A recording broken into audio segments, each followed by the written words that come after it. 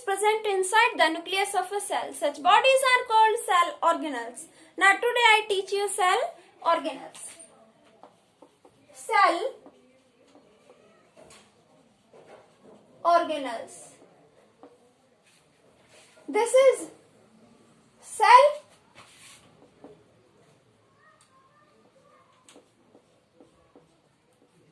This is nucleus.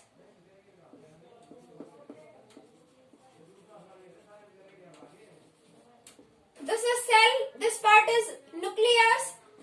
This is nuclear envelope and it is nucleolus. This complete structure is nucleus and this is cell membrane. These are basic parts of the cell. There are small bodies or this part is cytoplasm. The part of a cell between nucleus and cell membrane is called cytoplasm. Cytoplasm. Cytoplasm is the region that is between nucleus and cell membrane of the cell. Cell membrane, nucleus, इसके बीच का जो part है that is cytoplasm and it consists of some functional bodies. इसके अंदर क्या छोटी छोटी bodies हैं जिनका क्या है अपना structure है और उनके क्या है functions हैं. Such bodies are called cell organelles. Cytoplasm के अंदर पाए जाने वाली स्मॉल बॉडीज जिनके कुछ स्ट्रक्चर हैं और फंक्शन भी हैं तो वो क्या है cell organelles. Cell organelles like endoplasmic reticulum, Golgi bodies, lysosomes, plastids, vacuoles, mitochondria, all of these are cell organelles. Now today I teach you about these cell organelles, their structure and their functions also. Okay. Now first is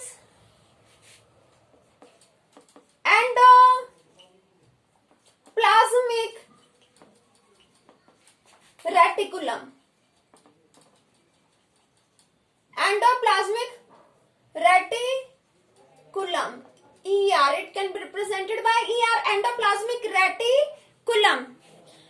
It is a large network of membrane-bounded vessels and tubes.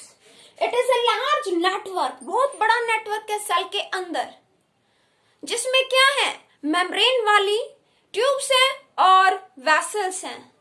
Okay बेटा. Now what is its structure? It lies around the nucleus of a cell. ये किसके around लाई करता है? Cell के nucleus के around. This is nucleus. It is nucleus of the cell. Around nucleus,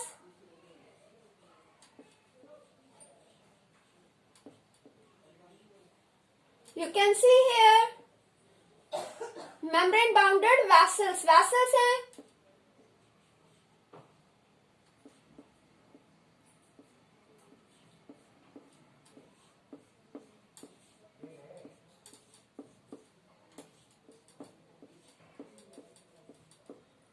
tubes हैं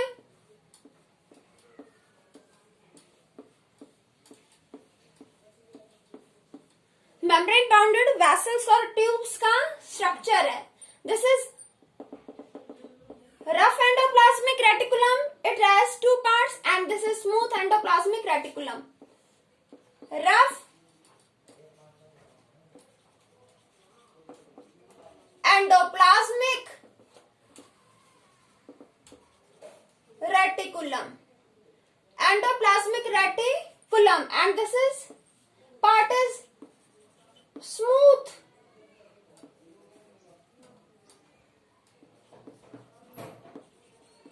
endoplasmic reticulum. Smooth endoplasmic reticulum. It is rough endoplasmic reticulum.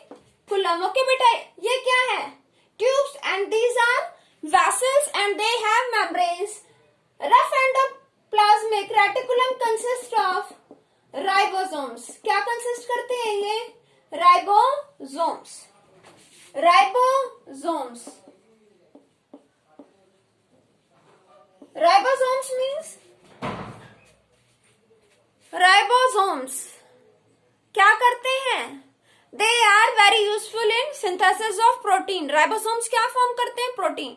और we can say ribosome is a site where proteins are synthesized. Ribosomes वो जगह है जहां पर proteins बनते हैं, ribosomes हैं. और राइबोसोम्स क्या करते हैं? स्ट्रक्चर. राइबोसोम्स क्या करते हैं? प्रोटीन फॉर्म करते हैं, site of protein synthesis. Okay बेटा. Endoplasmic reticulum, this is nucleus. और न्यूक्लियस के अराउंड क्या है? नेटवर्क बिछा हुआ है, इतना बड़ा large network. It is a large network of membrane bounded vessels and tubes. Vessels and tubes. It consists of vessels and tubes. Basically, it has two parts, two main parts of endoplasmic reticulum. Endoplasmic reticulum are first rough endoplasmic reticulum. And next is smooth endoplasmic reticulum. It is rough. It appears rough. क्यों rough दिखता है? Because it consists of ribosomes. इसके पास क्या है? ribosomes. Ribosomes are connected to rough endoplasmic reticulum. Rough endoplasmic reticulum क्या है? Rough. कैसा दिखता है? Rough. It consist of ribosomes. Ribosomes जो कि प्रोटीन बनाते हैं, ribosomes are connected with rough endoplasmic reticulum. Rough endoplasmic reticulum ये रफ क्यों दिखता है? क्योंकि राइबोसोम्स इससे कनेक्टेड है. और राइबोसोम्स क्या करते हैं? Protein synthesis. Protein synthesis means protein बनाने का काम करते हैं. और ये प्रोटीन काफी यूजफुल है. Smooth endoplasmic reticulum. Smooth endoplasmic reticulum ये क्या कंसिस्ट करते हैं? They consist of fats. कह सकते हैं फैट्स और लिपिड्स. फैट्स या लिपिड्स कंसिस्ट करते हैं. लिपिड्स क्या है? Like phospholipids you have studied in plasma membrane. Organic acids, these are organic acids. They consist of phospholipids. ठीक है. These are very important. बेटा lipids waxy substances, fatty substances, oily substances. तो smooth चिकना कोई भी चीज स्मूथ कब होगी? जब उसमें फैट होगा. Fatty acids they also consist of fatty acids. Fat या फिर लिपिड. लिपिड में क्या आ गए? Fatty acids. Fatty acids, wax, oil,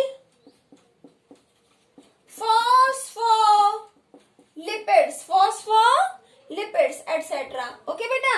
तो ये स्मूथ क्यों दिखते हैं? क्योंकि इनके पास क्या है? लिपिड्स या कहें फैट्स. फैट होता ही ऑयली है और लिपिड भी क्या है? Fatty acid. Oily substance wax है या ऑयल है? Phospholipids. There are two parts of endoplasmic reticulum, rough and smooth. Rough and smooth endoplasmic reticulum. ये रफ क्यों है? Because it consist of ribosomes. इसमें क्या? राइबोसोम्स. और राइबोसोम्स क्या? Site of protein synthesis. वो जगह जहां प्रोटीन बनते हैं, प्रोटीन फॉर्मेशन होती है, जो कि सेल फंक्शनिंग में, स्ट्रक्चर में काफी यूजफुल है.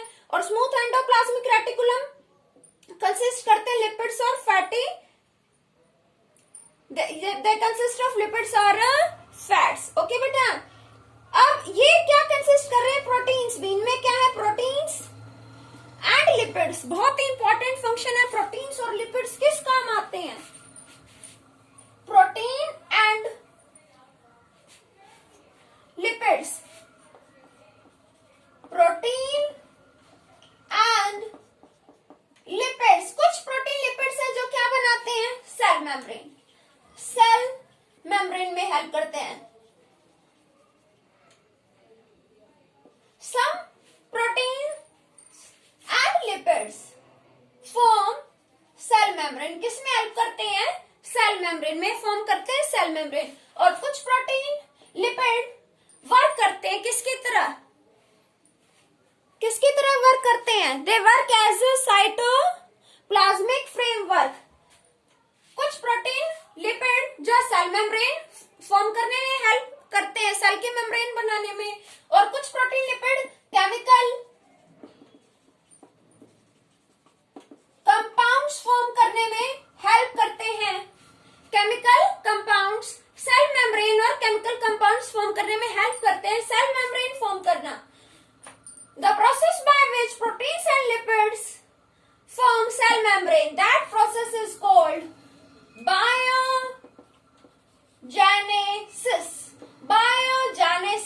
Biogenesis is the process of making cell membrane by using proteins and lipids, or we can say proteins and lipids are very useful to make cell membrane, and this process of making cell membrane by using proteins and lipids is called biogenesis. Okay, and they also used to form chemical compounds, useful compounds, and endoplasmic reticulum. Endoplasmic reticulum is very important. It works as cytoplasmic framework. Endoplasmic reticulum works as a cytoplasmic framework. ये cytoplasmic framework की तरह काम कर रहा है। जैसे हमारा skeletal system क्या है? Framework of bones. बोन्स का बना हुआ फ्रेम है जो इंटरनल ऑर्गन्स को प्रोटेक्ट करता है, हमें शेप देता है। इन सेम वे साइटोप्लाज्म में भी ये एंडोप्लाज्मिक रेटिकुलम क्या है? फ्रेमवर्क है। क्यों? क्योंकि बहुत सारे बायोकेमिकल प्रोसेसेस इसके अंदर होते हैं। एंडोप्लाज्मिक रेटिकुलम में क्या होते हैं? काफी सारे biochemical processes, important biochemical processes इसके अंदर होते हैं। तो केमिकल प्रोसेसेस के लिए क्या जरूरी है? Endoplasmic reticulum. इसीलिए इसको कहा गया cytoplasmic framework. It provides region, it provides space. Endoplasmic reticulum provides space. Endoplasmic reticulum provides space for biochemical processes. Cell के अंदर होने वाले most of the biochemical process, ये बायोकेमिकल प्रोसेस क्या है? वो प्रोसेस जो सरवाइव करने के लिए बहुत जरूरी है। सेल खत्म भी हो सकता है अगर वो उन फंक्शंस को ना करे, तो वो फंक्शन कहीं तो होंगे। तो ये जो इतना बड़ा नेटवर्क फैला हुआ सेल के अंदर न्यूक्लियस के अराउंड एंडोप्लाज्मिक रेटिकुलम का, ये क्या करेगा? ये स्पेस प्रोवाइड करेगा। और we can say that most of the biochemical processes take place in the endoplasmic reticulum. ज्यादातर जो भी बायोकेमिकल प्रोसेस है, मीन जो भी रिएक्शंस होती हैं जो सर्वाइव करने के लिए जरूरी है, वो किस में होते हैं? एंडोप्लाज्मिक रेटिकुलम में। तो साइटोप्लाज्म में होने वाली रिएक्शंस, इनमें कौन स्पेस प्रोवाइड कर रहा है? Endoplasmic reticulum. So we can say ये क्या हो गया? साइटोप्लाज्म के अंदर फ्रेमवर्क यानी रिएक्शंस को अलाउ कर रहा है। अलग अलग प्रोसेसेस बायोकेमिकल प्रोसेसेस को अलाउ करता है, होने में हेल्प करता है, उन्हें सपोर्ट करता है। और ये क्या करता है? इसके पास क्या है? राइबोसोम्स। इसके एंडोप्लाज्मिक रेटिकुलेट के पास क्या है? It consist of ribosomes. Endoplasmic reticulum consist of ribosomes, और ribosomes consist of proteins. Ribosomes क्या फॉर्म करते हैं? प्रोटीन्स। तो ये क्या करता है? इन्हें किसी भी सेल में, अब न्यूक्लियस तक सपोज यहाँ है एंडोप्लाज्मिक रेटिकुलम या राइबोसोम्स है, तो यहाँ से ट्रांसपोर्ट करेगा न्यूक्लियस में या किसी और ऑर्गेनल में, कोई भी इंपॉर्टेंट साइट है, ये क्या करेगा? ट्रांसफर कर देगा प्रोटीन को एक प्लेस से दूसरे प्लेस पर। तो इस तरह से हेल्प करता है, प्रोटीन ट्रांसपोर्ट करता है एंडोप्लाज्मिक रेटिकुलम। ओके, बात करते हैं लीवर। एंडोप्लाज्मिक रेटिकुलम, इसका फंक्शन लीवर में, ये क्या? लीवर में क्या है? सेल्स। लीवर में क्या है?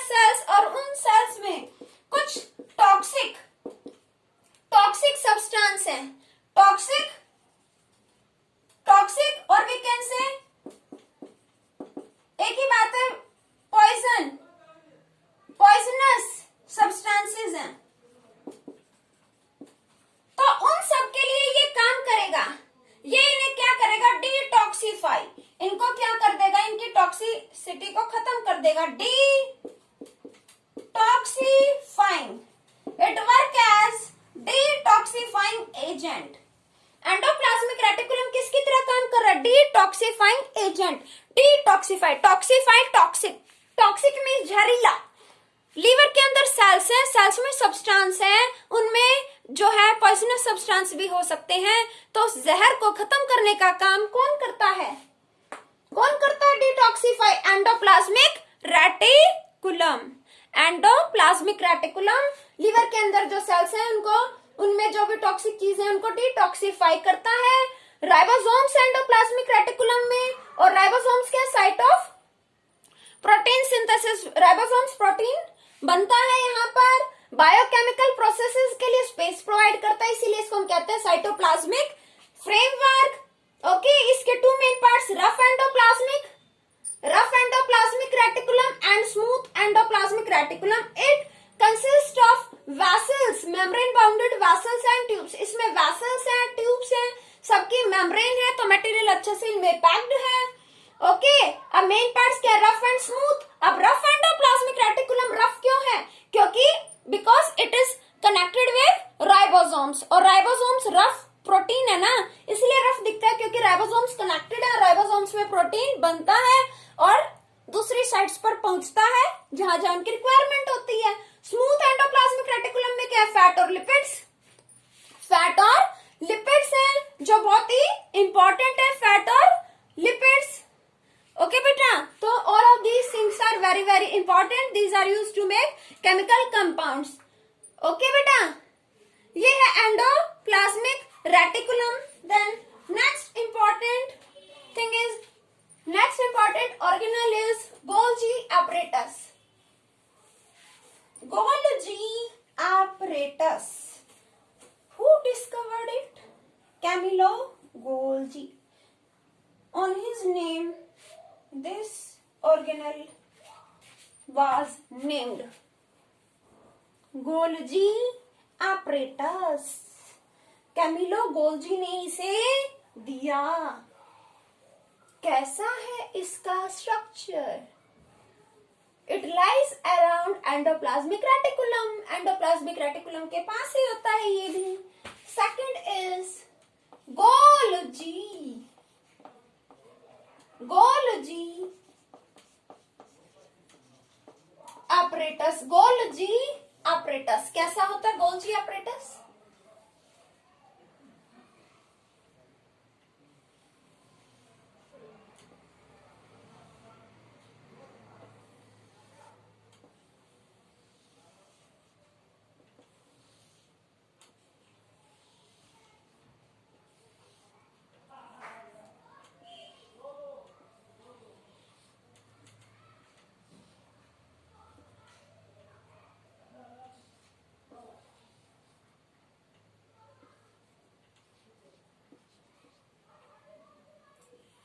यहाँ भी नेटवर्क दिखेगा आपको। एंडोप्लाज्मिक रेटिकुलम में भी सिस्टेंस थे, यहाँ भी सिस्टेंस। अब ये सिस्टेंस क्या चीज है, जो वैसल्स हैं, ट्यूब्स हैं, इनके प्रॉपर मेम्ब्रेन है और ये एक दूसरे के पैरेलल हैं, तो इस पैटर्न को क्या बोलते हैं, सिस्टम। ओके बेटा, यही पैटर्न गोल्जी apparatus में भी और यही एंडोप्लाज्मिक रेटिकुलम में भी है।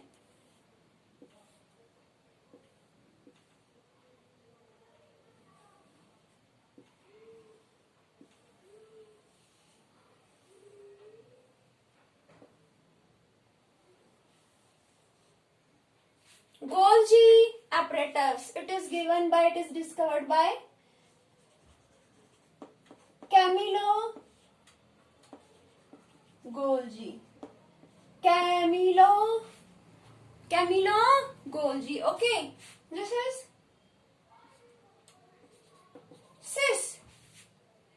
cis phase, and it is trans phase. यहाँ के ऑर्गेनिक सब्सटेंसेस हैं, डिस्चार्ज्ड वैसल्स हैं, डिस्चार्ज्ड वैसल्स। ओके बेटा,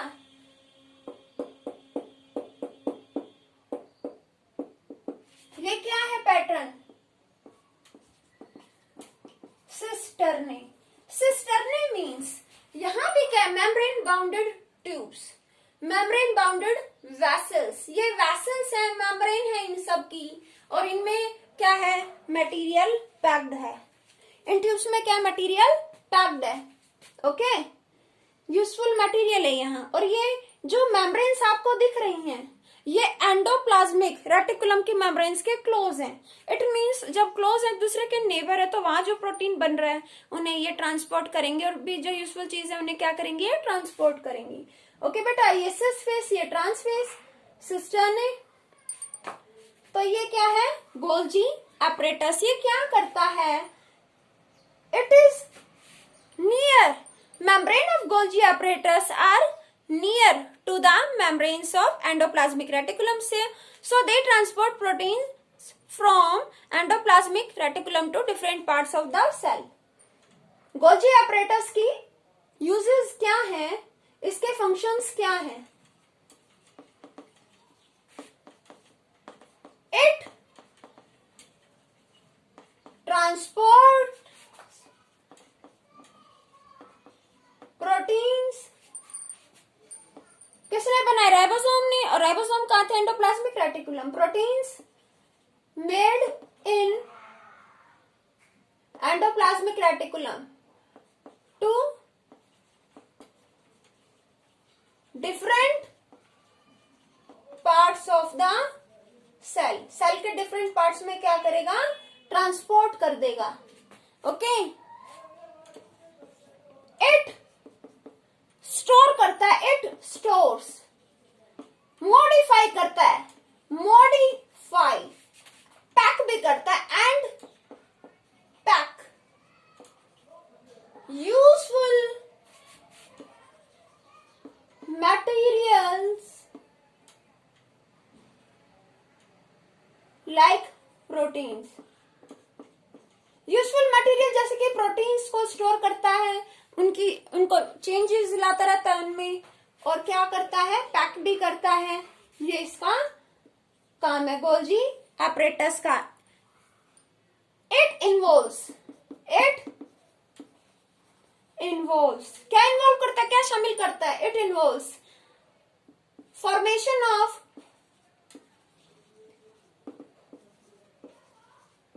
लाइसोसोम्स।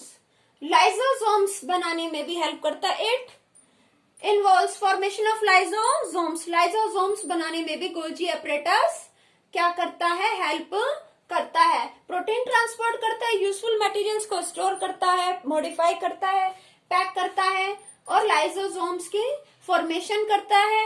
और लाइसोसोम क्या करेंगे, वेस्ट को रिमूव करेंगे। तो ये क्या करेगा, it helps, or we can say it works as a, it helps in removing wastes from the cell। Cell से वेस्ट रिमूव करने में हेल्प करेगा, किसके द्वारा, by lysosomes। And the next important organelle is lysosome. Lysosomes, these are also called suicidal bags. It is very important, it comes in exam. Why lysosomes are called suicidal bags? Suicidal bags because lysosomes, they carry digestive enzymes. They carry digestive enzymes. Lysosomes के पास क्या है, digestive enzymes हैं, जो क्या करते हैं, digestion में हेल्प करते हैं। enzymes क्या करेंगे, रिमूव करेंगे वेस्ट, वेस्ट को रिमूव करेंगे, डाइजेस्ट करेंगे, worn out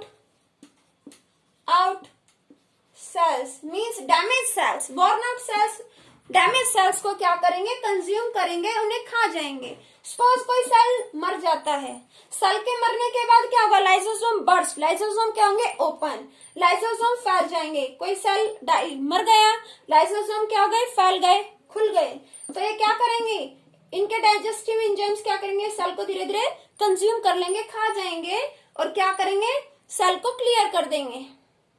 they remove waste, they make cell clear, they work as cleansing agent, they work as wastage removal system। ये क्या करते हैं, वेस्ट को रिमूव करने का काम करते हैं। Lysosomes are called suicidal bags because they consist digestive enzymes, digestive enzymes remove waste from the cell and digest worn out cells, damage cells को कंज्यूम कर लेते, खा लेते हैं, तो इससे क्या होगा, बॉडी के वेस्ट क्या होंगे, रिमूव हो जाएंगे। The next important organelle is mitochondria.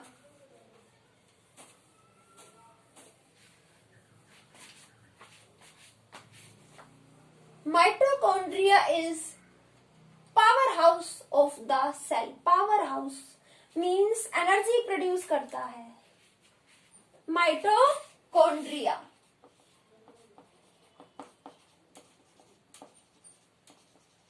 Mitochondria. This is mitochondria. You can see.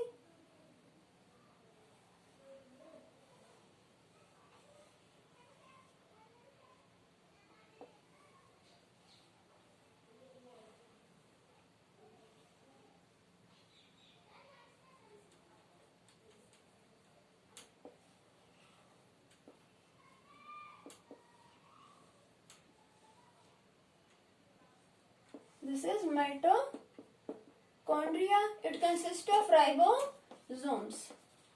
Ribosomes इसके अंदर क्या है, प्रेजेंट है।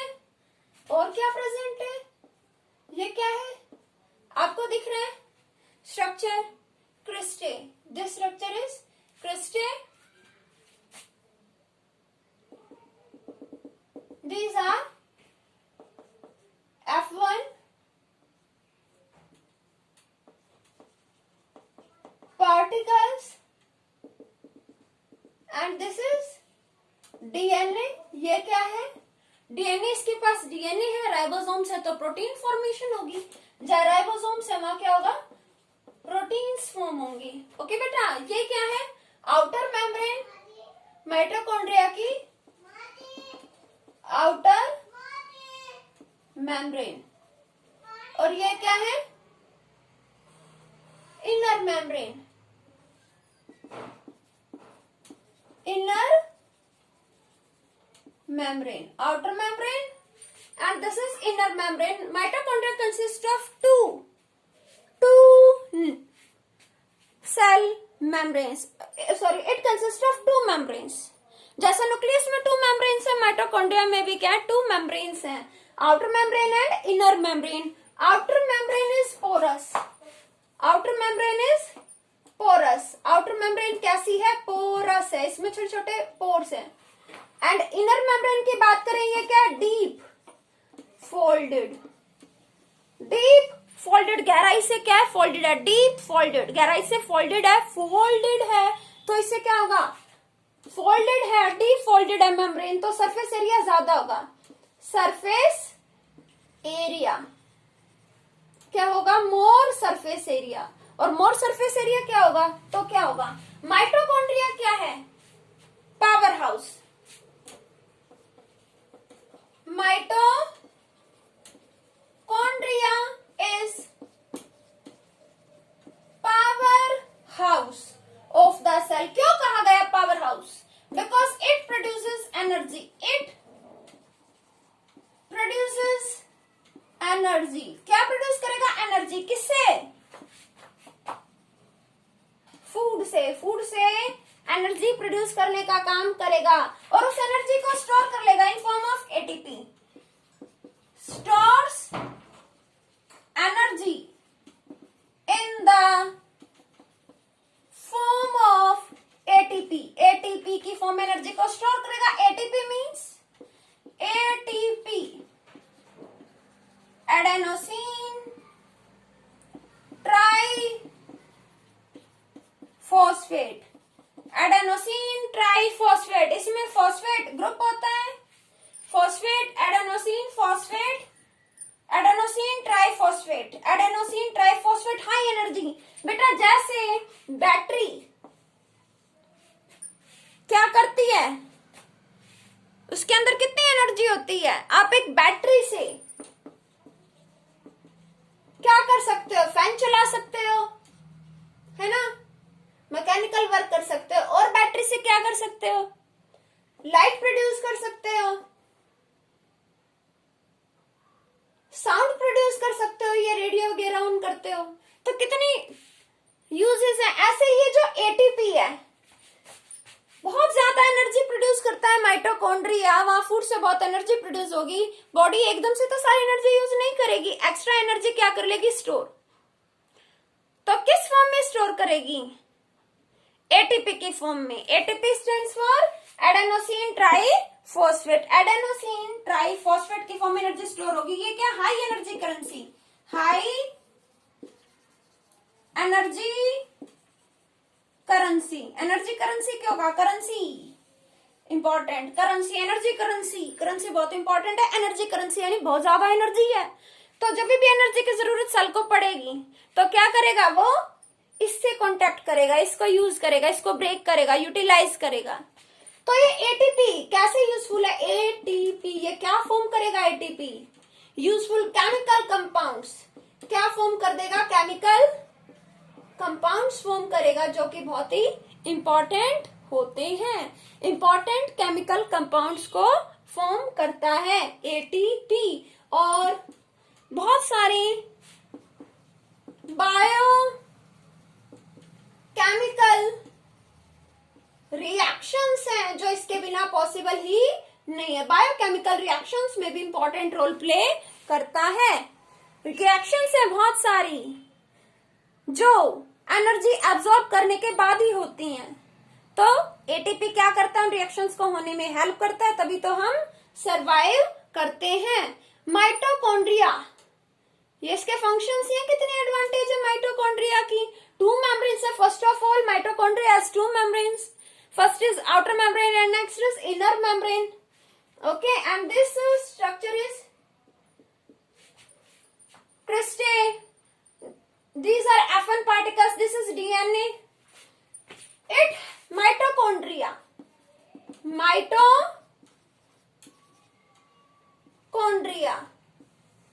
it has its own DNA, it has its own DNA, खुद का DNA इसके पास। और क्या है, राइबोसोम्स, ठीक है, राइबोसोम से तो प्रोटीन भी होंगे, इसके पास खुद का डीएनए है और इसके पास क्या है, ribosomes, it consist of ribosomes, okay बेटा, ribosomes. So it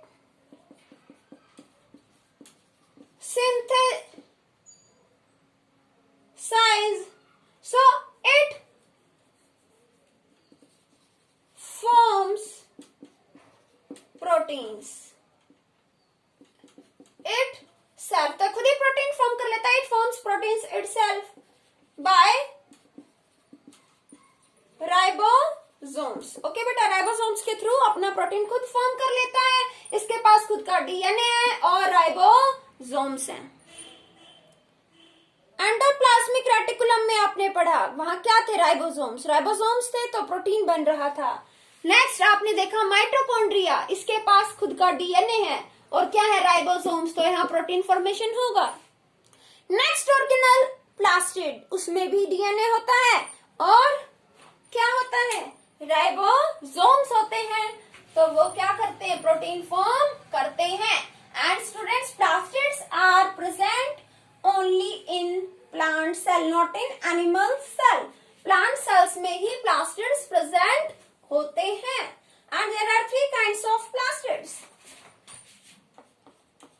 Plastids, these are the cell organelles that are present only in plants. किसमें है ये, सिर्फ और सिर्फ प्लांट्स में है and there are three kinds of plastids. Chloroplastids, chromoplastids, leucoplastids. जैसा नाम वैसा काम. क्लोरोप्लास्टिड्स मीन्स क्या है इनमें? Chlorophyll. They consist of chlorophyll. और क्लोरोफिल किस में हेल्प करेगी? Chlorophyll helps in photosynthesis. किस में हेल्प करेगी? Photosynthesis in plants. प्लांट्स में फोटोसिंथेसिस प्रोसेस मींस प्लांट अपना जो फूड बनाएंगे वो बनाएंगे क्लोरोफिल से. और क्लोरोफिल किस में प्रेजेंट होती है? क्लोरोप्लास्टिड्स में. ओके बेटा. Chlorophyll. Fill means leaf. Fill means leaf and chloro means green pigment, green color. Leaves में कैसा color? Green color. Leaves are green because of chlorophyll, because of plastids, because plastid consist of chlorophyll. The next is chromoplastids. Chromoplastids. These are colored plastids. Plastids. These are colored plastids, mainly like orange, yellow. Beta, you have seen flowers, vegetables, fruits. Flowers, fruit, vegetables are colored. Colorful होते हैं ना fruit, flower, leaf, vegetables due to chromoplastid. Chromo means color. Chloro means green. Chromo means color except green. And leuco means colorless. Leuco means colorless. इनका कोई colour नहीं है. These are colorless plastids. Okay. Flower, fruit, vegetable ये सब क्या है? Coloured है due to chromoplastid. And leuco means colourless plastids. लेकिन ये भी कुछ काम करेंगे, स्टोर करेंगे. They stores. क्या स्टोर करेंगे? Useful substances. They stores proteins, amino acids, sugar, water और यही चीजें स्टोर करेंगे. Amino acids, sugar, water etcetera क्या करेंगे? स्टोर करेंगे. Plastids have their own DNA. इनका खुद का डीएनए होता है. And ribosomes. In same way, they have DNA and ribosomes. जैसे माइटोकॉन्ड्रिया में उसका खुद का डीएनए राइबोसोम्स होते हैं, प्लास्टिड्स में भी डीएनए और राइबोसोम्स होते हैं. ओके बेटा. सो दे ribosomes, these are the site of protein synthesis. ये वो जगह है जहां पर प्रोटीन बनता है. तो राइबोसोम्स प्रोटीन फॉर्मेशन में हेल्प करते हैं. Plastids synthesize protein themselves. Okay बेटा. राइबोसोम्स क्या करेंगे? प्रोटीन फॉर्म करेंगे. Protein synthesis. The next is vacuole. Vacuoles क्या? These are sac-like structure. Sac means बोरा, बोरी, बैग के जैसा. जैसे बैग, किसी बैग में क्या करते हो? सामान रखते हो ना, उसकी कैपेसिटी होती है कुछ भी लेने की. तो ऐसे ये वैक्यूल्स भी sac like स्ट्रक्चर है. प्लांट सेल्स में you have seen these are large and in animal cells these are very very small and temporary. These are vacuoles. These are bag-like in structure. They consist of many materials inside them. They consist of cell sap. Cell sap क्या है? Cell sap में क्या है? Materials है और water है। Cell sap में क्या है? Materials and water. Cell sap में है मटेरियल और वाटर है इसके अंदर। मटेरियल्स जैसे कि materials like amino acids, organic acids, proteins, sugar, waste, ये सभी चीजें इनके अंदर, वाटर भी। ओके, सेल सैप एक तरह से क्या हो गया? फ्लूइड। सेल सैप क्या हो गया? फ्लूइड, जो वैक्यूल के अंदर क्या होता है? प्रेजेंट। ये वैक्यूल क्या करता है? Vacuole provides turgidity and rigidity to the cell.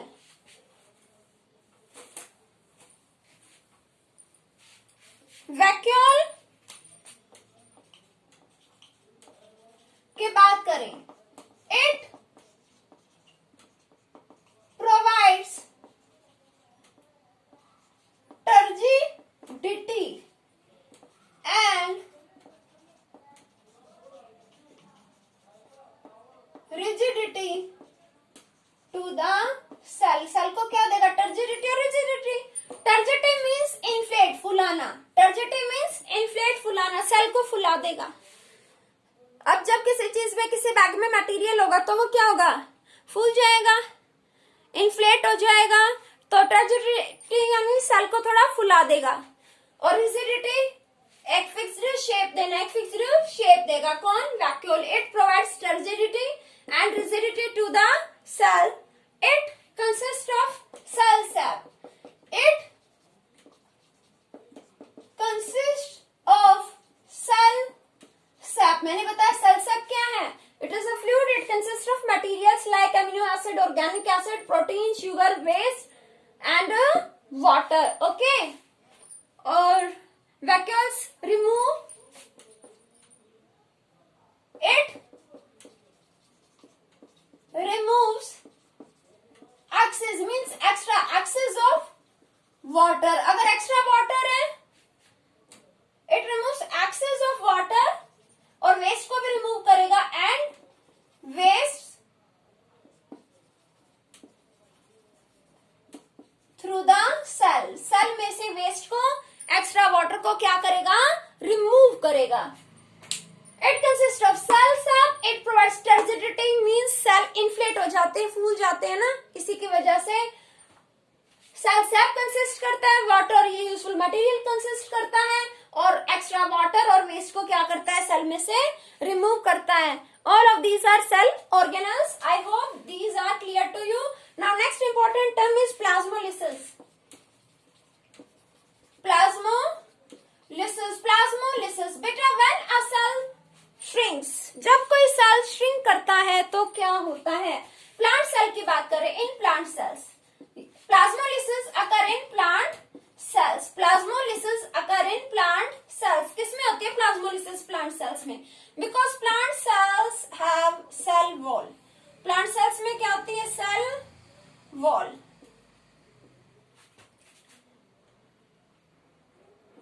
ये क्या है? Cell wall.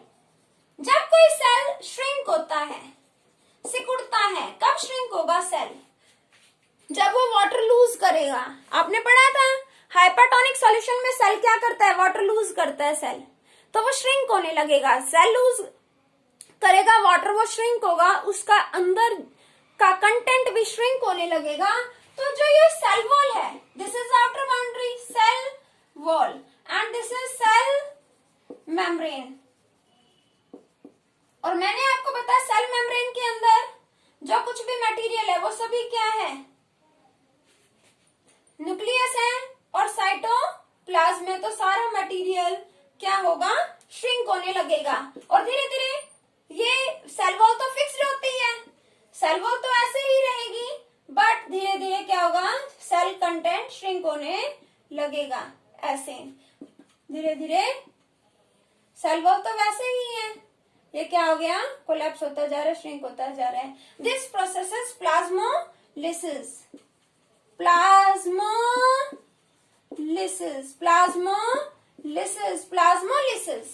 Plasmolysis means when a cell loses water by osmosis. Water किसके थ्रू वाटर लूज करना means osmosis. Higher concentration to lower concentration जाएगा. Suppose हमने लिया hypertonic solution, बताया था आपको हाइपरटोनिक सॉल्यूशन. हाइपरटोनिक सॉल्यूशन में क्या होता है, वाटर का कंसेंट्रेशन कम है, सोल्यूट इसमें ज्यादा है, सॉल्ट या शुगर कुछ भी हो सकता है.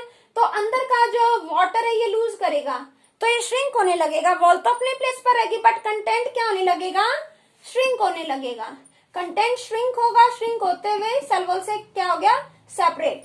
Content of the cell get separate, get away from the cell wall during the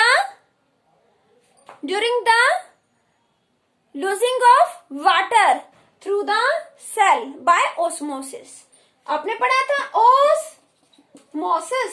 Osmosis means it is the process in which water molecules move from region of higher concentration to lower concentration. जहां water molecules ज्यादा हैं तो वो वहां से कहाँ move कर जाएंगे, जहां वाटर मॉलिक्यूल्स के कंसेंट्रेशन नहीं है या कम है, अमाउंट कम है. अब सेल है, हाइपरटोनिक सॉल्यूशन में उसको रख दिया प्लांट सेल को, तो वो क्या करेगा, वो श्रिंक करेगा, वो अपना वाटर रिलीज करेगा, वाटर आता जाएगा सॉल्यूशन में. तो वो तो अपने प्लेस पर सेल का कंटेंट क्या होगा, श्रिंक. क्योंकि अंदर का आपने आम भी चूसते हो, देखते हो ना सभी, जब उसको प्रेस करते हो उसका रस निकाल देते हो तो कैसी हो जाती है, श्रिंक. कैसी हो जाती है श्रिंक, जो उसका कवर है उसका एरिया तो उतना ही रहता है बट थोड़ा चेंज आ जाता है उसमें, लेकिन अंदर का कंटेंट कैसा हो जाता है, बिल्कुल श्रिंक. तो इन सेम वे यहाँ भी क्या होता है, आंबी की तरह ही कंटेंट क्या हो रहा है, अंदर का बिल्कुल श्रिंक हो रहा है, पिचक जाता है, श्रिंक हो जाता है, कोलैप्स हो जाता है. This process is plasmolysis. Plasmolysis it occurs in plant sales. In this process a cell releases water by osmosis process and its content get separate away from the cell wall. Okay? इस process में plasmolysis में क्या होता है, कोई plant cell है वो water release कर रहा है तो कंटेंट श्रिंक हो रहा है और सेल वॉल से अवे हो जाता है. This process is plasmolysis. Okay बेटा, I hope this is clear to you.